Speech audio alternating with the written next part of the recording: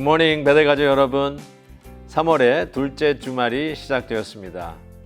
오늘은 한국 전라남도에 있는 벌교 갈대밭길에서 인사드립니다.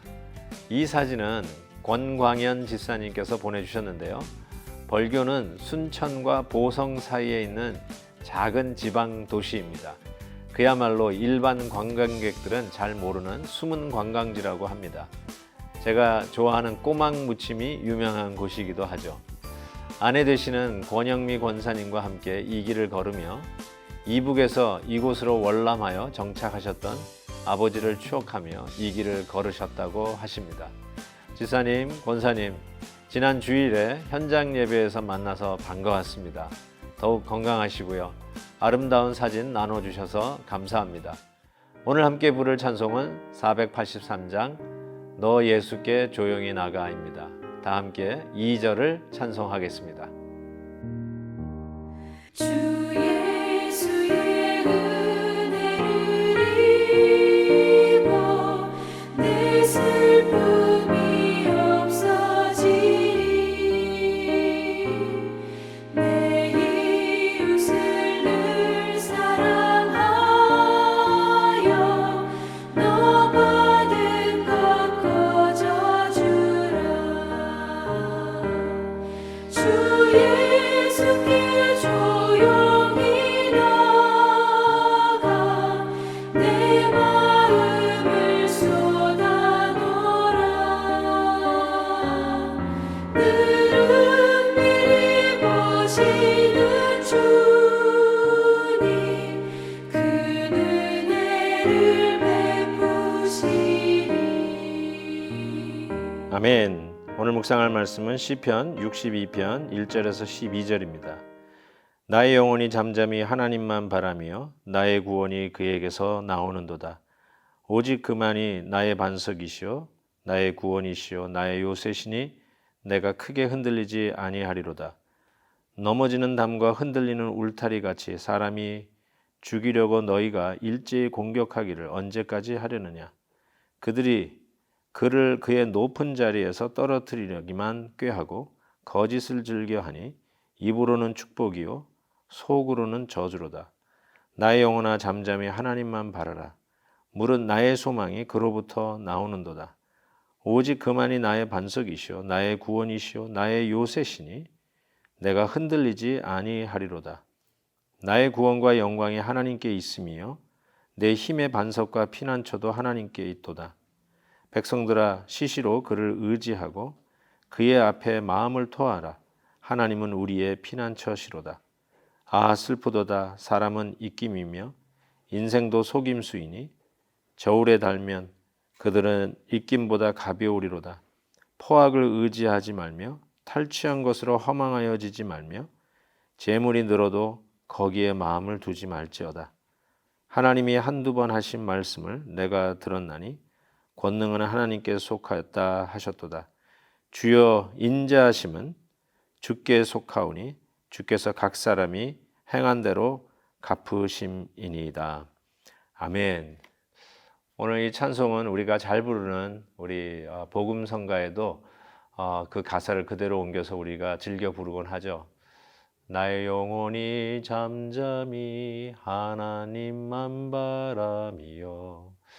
이 찬송 부르면 나도 모르게 위로부터 하늘에서 주시는 평강의 마음으로 우리의 마음을 다스려 주시고 또 마음이 침착해지고 우리의 마음이 하나님 앞에 모아지는 것을 많이 경험하게 됩니다.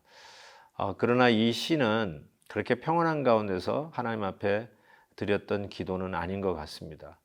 오히려 절대절명의 위기 속에서 인생에 정말 쓴맛 짠맛 다 본 후에 그 끄트머리에서 드려진 기도가 아닌가 싶습니다. 이 시인이 어떤 어려움을 당했는지 3절에 넘어지는 담과 흔들리는 울타리 같이 사람을 죽이려고 너희가 일제히 공격하기를 언제까지 하려느냐. 정말 풍전등화와 같은 생명의 위기를 당하고 있는 바로 그 상황을 이렇게 표현하고 있죠. 또는 4절에 그의 높은 자리에서 떨어뜨리기만 꾀하고 거짓을 즐겨하니 입으로는 축복이요 속으로는 저주로다. 어떻든 간에 좀 올라간 자리에서 밑에서 흔들어가지고 떨어뜨리려고 하고 그 떨어뜨리려고 하는 방법으로 속임수, 거짓으로 흔드는 이런 인간의 악함에 의해서 당하는 정말 안타까운 현장에서 드려진 기도가 바로 이 기도라는 것을 생각해 보게 됩니다. 계속해서 이 시인이 자기의 어려움을 하나님 앞에 있는 그대로 솔직하게 가지고 나가면서 기도를 하는 이 기도 속에서 우리가 참 많이 위로를 얻습니다.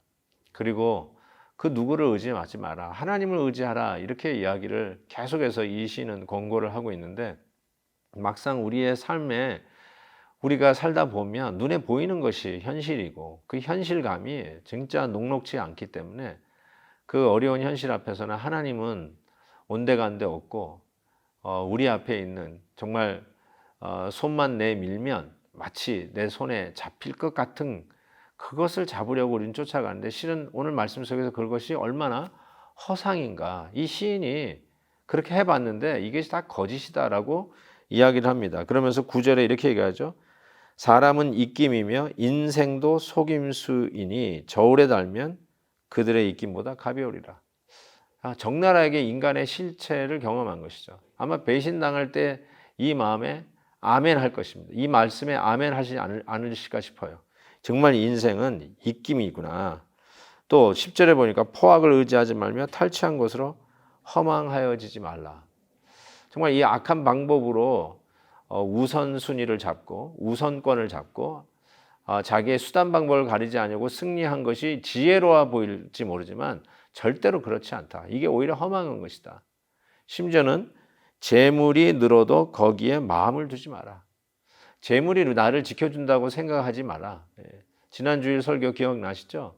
재물이 우리를 행복하게 하는 것이 아닙니다. 재물이 많다고 우리가 성공한 것이 결단코 아닙니다. 재물이 많다고 그것에 마음을 두지 마라. 그것을 완전히 하나님처럼 의지하고 살지 말라라고 하는 당부이죠. 그러면서 하나님이 한두 번 하신 말씀을 내가 들었더니 권능은 하나님께 속하였다. 인자는 주께 속하였다. 이 시인의 고백이죠. 이 모든 정말 절대절명의 위기 속에서 이 시인이 깨달은 이런 진리의 말씀을 하면서 이 시인이 뭐라고 얘기합니까? 나의 영혼아 잠잠히 하나님만 바라라. 어제는 우리가 땅끝에서 속절없는 희망 없는 완전히 열외로 제껴진 상황에서 하나님 앞에 간절히 부르짖는 땅끝의 기도에 대해서 말씀을 드렸는데, 어쩌면 이것은 더 간절하고 땅끝보다도 더 먼 것, 말이 안 나오는 상황이죠. 부르짖고 싶어도 부르짖는 기도가 안 나오는 거죠. 그래서 잠잠히 하나님을 바라볼 수밖에 없는 그 상황, 땅끝보다도 더 먼 땅끝, 그게 말을 못하고 그냥 무언 중에 하나님만 바라볼 수밖에 없는 그런 상황이 아닌가 싶습니다. 거기서 나오는 이 고백, 6절, 오직 그만이 나의 반석이요 나의 구원이시요 나의 요새시요 내가 흔들리지 아니하리로다. 완전히 흔들려진 상황 속에서 말도 안 나오고 무슨 말로 기도해야 될지도 모르고 그냥 답답해서 가슴만 칠 수밖에 없는 그런 상황이지만, 나의 소망 되시는 하나님만 바라보는 바로 그 상황 속에서 그분이 나의 반석이시고 흔들리는 것 같지만 그분만이 나를 흔들리지 아니하게 붙잡아 주실 분이라는 것을 고백하고 있습니다. 저는 분명히 믿습니다. 어떠한 형편에 여러분 계신지, 정말 힘들고 어려운 상황 속에 있을지라도 이 신앙 고백으로 하나님 앞에 나아가면 반석이 되신 우리 하나님께서 여러분의 삶을 붙잡아 반드시 일으켜 주시고 흔들리지 아니하도록 든든한 손으로 붙잡아 주실 것을 믿습니다. 함께 기도하겠습니다. 사랑의 하나님 아버지, 정말 말이 나오지 않고 어떤 기도를 드릴지를 몰라서 그저 가슴이 먹먹해진 상황 속에서 오직 말없이 하나님만 바라다 볼 수밖에 없는 상황 속에 있는 우리 성도님들이 계십니다. 하나님 아버지, 긍휼히 여겨주시고 그 아픈 마음 어루만져 주옵시며 저들의 반석이 되어 주옵소서, 저들의 요새가 되어 주옵소서. 이 땅이 송두리째 흔들린다 할지라도 결코 흔들림이 없이 권능의 팔에 사랑하는 성도들을 붙잡아 주시옵소서. 우리가 잘못 의지하고 있었던 허상들을 이 시인이 보여준 것처럼 하나님 아버지, 이 세상에서는 그게 지혜로운 것 같고 이 세상에서는 그것이 나를 지켜주는 것 같고, 아니 그것만 있으면 우리 하나님이 나를 지켜주듯 지켜줄 것 같지만 이 모든 것이 헛된 것임을 깨닫게 해주시고, 오직 여호와 하나님, 보이지 아니하시지만 보이는 그 어떤 것보다도 분명한 하나님을 붙들고 살아가는 저희들 되게 하여 주옵소서. 예수 그리스도의 이름으로 기도하옵나이다. 아멘. 내일 헵시바 때 뵙겠습니다.